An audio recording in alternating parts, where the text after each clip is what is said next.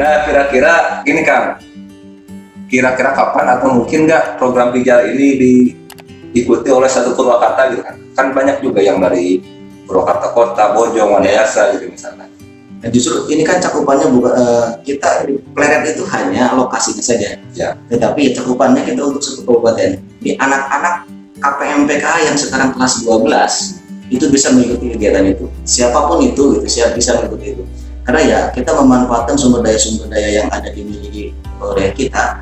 SDM PKH itu ya sampai sekarang mumpuni lah untuk mengadakan kegiatan itu. Karena ya ada yang lulusan ITB, ada yang sekarang pernah aktif di dunia bimbel gitu ya, baik juga dunia bimbel yang sekarang lagi rame kan. Nah itu ada yang pendamping PKH yang alumni jadi pengajar di sana. Maka ketika kita bantu agar para pendamping ini membuat satu kreativitas seperti itu, mereka antusias, ya udah kita bergerak bersama. Ya, mudah-mudahan ini salah satu langkah awal kita untuk pengentasan kemiskinan melalui jalur pendidikan, karena saya yakini ketika anak-anak memiliki pendidikan yang tinggi itu akan sedikit lebih maju dan terbebas dari kemiskinan. Minimal ketika orang tuanya sekarang masih ada dalam zona kemiskinan, tetapi ketika mempunyai anak yang memiliki pendidikan yang lebih tinggi, dia akan bisa mengangkat martabat dan ekonomi kondisi keluarganya. Nah, itu yang harus kita catat semuanya. Pendidikan menjadi salah satu faktor penting untuk mengentaskan kemiskinan. Salah satunya dengan program tadi di Pijar ya Kang ya, namanya Pijar. Nah, untuk sebelum kita lebih lanjut memperdalam tentang program ini, kira-kira jumlah warga miskin mulai dari 2013 PKH masuk sampai sekarang ada penurunan atau seperti apa Kang kira-kira? Nah, kalau jumlah warga miskin, kalau seandainya kita berbicara tentang PKH aja ya, PKH itu dia menyasar kepada para penerima yang masuk ke desil 3 ke bawah. Itu perhitungan desilnya itu ada di BPS Pak, ada di sekarang kalau di Pusdatin. Nah, kita cuma di tahun 2013 kita hanya 16.000 penerima bantuan PKH. Artinya itu belum bisa mengcover semua warga Kabupaten Purwakarta yang masuk dalam kategori desil itu. Tetapi ketika sekarang itu sudah bisa mengcover semuanya, sehingga di tahun 2020 ini kita sudah ada 30 ribuan. Kita ada 30.182 KPM para penerima bantuan PKH.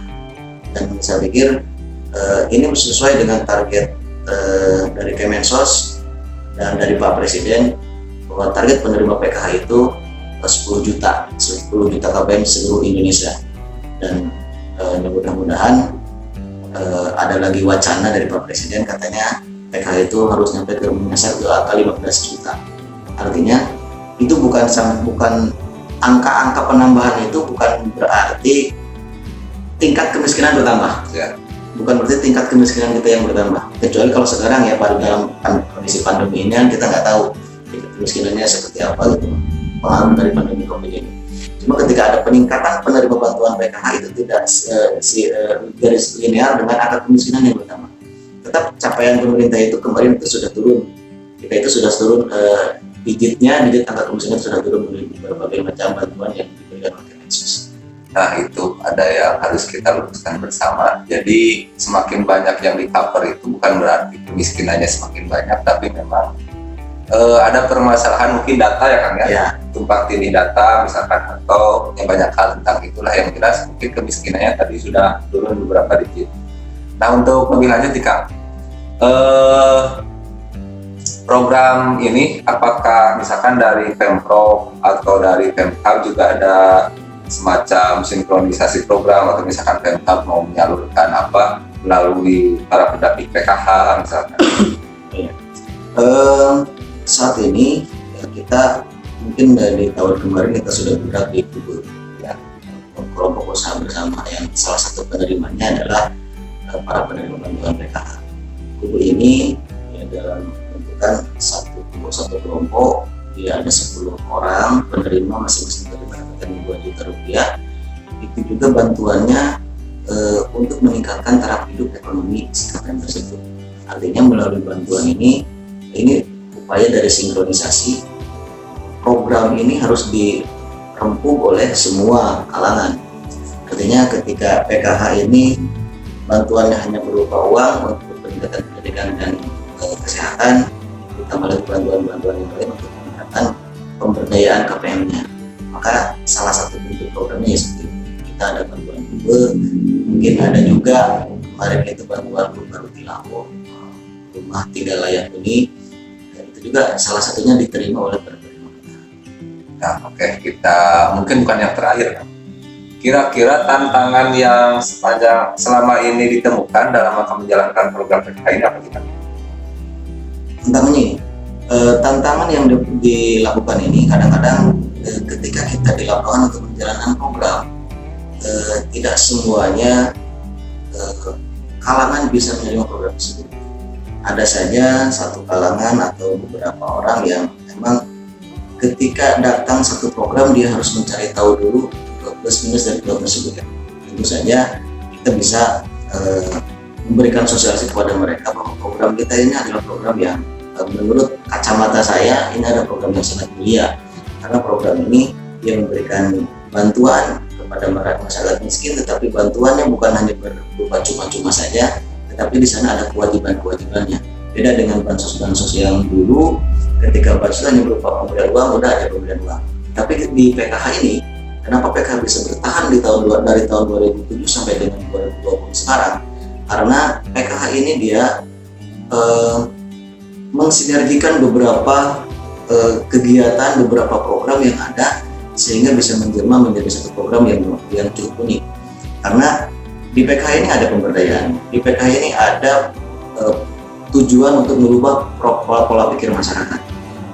Ada kegiatan P2K2 yang berisi tentang modul-modul yang cukup dari 5 modul itu cukup menarik untuk dikaji oleh kita, sehingga ini bertujuan untuk merubah mindset masyarakat, mindset para penerima PKH bahwa bantuan itu bukan hanya sebatas uang saja yang diterima, tetapi mereka juga harus bisa memproyeksikan diri mereka untuk beranjak dari kemiskinan yang sekarang memiliki taraf yang baik.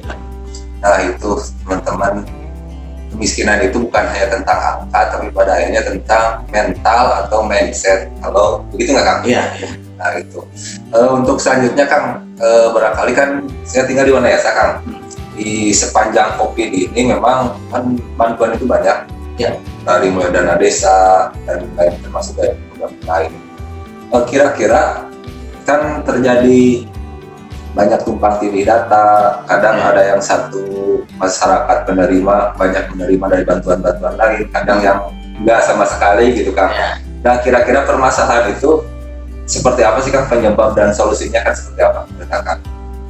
Penyebab dari tumpang tindih data penerima bansos, terutama sekarang di masa COVID ini banyak banget bansos yang berdatangan, baik itu bansos PKH juga ada penambahan KPM. Terus bansos sembako juga ada penambahan KPM gara-gara COVID. Terus ada lagi bansos dari provinsi yang berupa sembako sama uang. Terus ada juga bansos dari Kemensos yang berupa uang yang ditransfer itu yang 600.000 ya. Ada juga bansos dari dana desa. Nah, kenapa terjadi kondisi-kondisi di lapangan yang seolah-olah itu menjadi carut-marut dalam masalah data?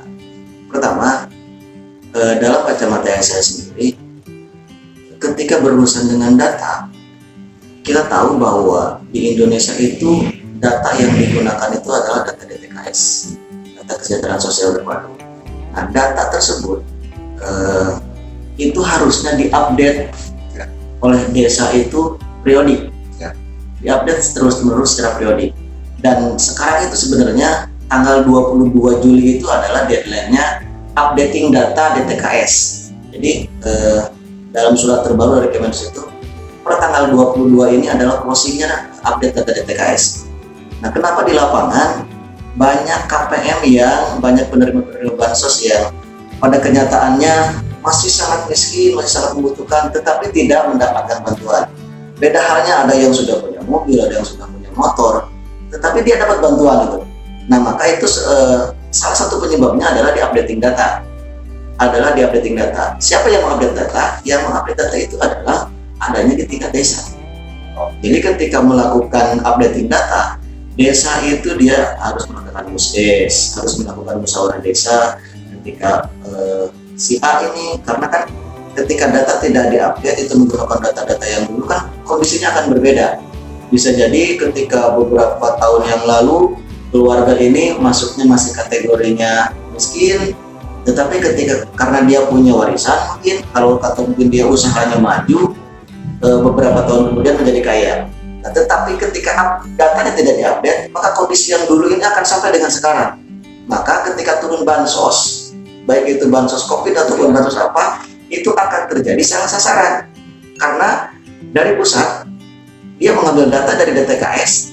Ketika DTKS tidak diupdate, ya maka kondisi-kondisi yang dulu yang sekarang diberikan bantuan. Jadi ya itulah kenapa sekarang carut-marutnya bansos yang sekarang itu titik fokusnya adalah di updating data. Makanya porsi idealnya ketika kemarin kita rame-rame bansos COVID itu terbagi dua nih bansos ini. Ada bansos yang datanya belum berasal dari DTKS, ada bansos yang datanya berasal dari non DTKS. Jadi DTKS itu diambil dari datanya Pusdatin, dia ambil data secara langsung dari data Pusdatin bahwa inilah penerima bantuan. Ada lagi non DTKS. Siapa yang non DTKS? Non DTKS itu adalah kewenangan dari daerah. Kewenangan dari daerah diusulkan untuk menerima bansos. Nah, non DTKS itu bisa muncul karena data DTKS-nya tidak valid. Harusnya ketika data DTKS di Indonesia itu sudah valid dan hanya menggunakan satu data, ketika bansos apapun turun nggak usah lagi ada data non DTKS, cukup aja dengan data DTKS. Cuma ya dari pusat juga memahami kenapa kok bisa carut-marut data seperti ini. Bahkan dulu sempat viral kan di TV ada anggota dewan yang mendapatkan bansos gitu ya, karena ya di DTKS dia masih tercantum gitu, padahal di DTKS sudah tahun berapa mungkin. Nah makanya sebulan ke belakang itu Kemensos mengeluarkan surat harus melakukan proses updating data DTKS, dan deadline-nya itu sebenarnya tanggal 22 Juli. Berarti hari ini itu sudah closingnya DTKS gitu, data DTKS. Nah itu ya teman-teman semuanya, mungkin untuk aparat desa, pemerintahan di desa, hari ini adalah deadline untuk pengisian atau updating data DTKS di Kementerian Sosial ya. Kementerian Sosial. Terakhir Kak, kira-kira ada isu atau wacana kan yang masuk ke hari ini agak ramai gitu, bagaimana disatukannya antara program PKH dengan program pendamping desa. Jadi kemungkinan akan disatukan jadi pendamping pembangunan atau apa gitu. Kira-kira menurut Akang seperti apa?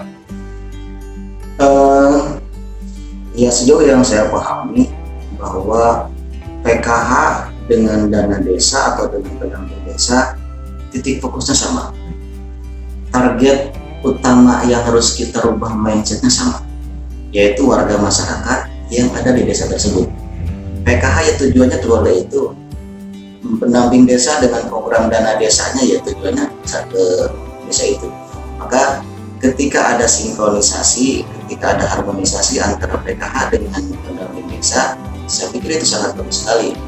Dan, supaya kita ada satu komando di atas untuk proses pengentasan kemiskinan itu lebih cepat. Karena ya apabila satu keluarga dirembuk oleh beberapa program, menurut rasionalisasi saya, ketika satu keluarga dirembuk oleh beberapa program, dia akan lebih cepat terangkat. Beda halnya ketika programnya masing-masing, PKH ya berjalan dengan PKH-nya, pendamping desa yang berjalan dengan dana desanya. Ya mungkin itu sinkronisasinya agak jauh.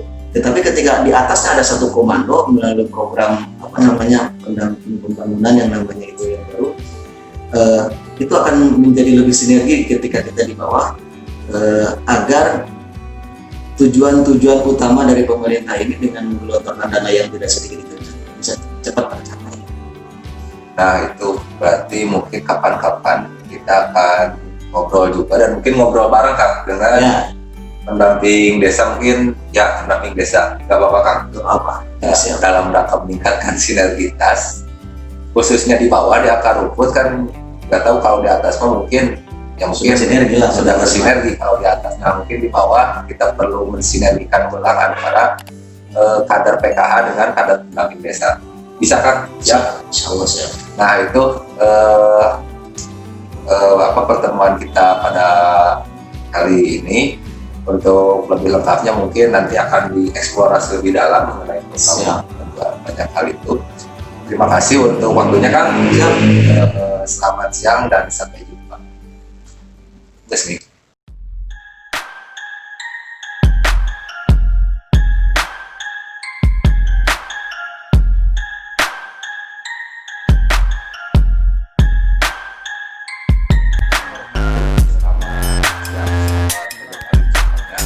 Pada kesempatan siang hari ini kita kembali lagi menemani aktivitas sahabat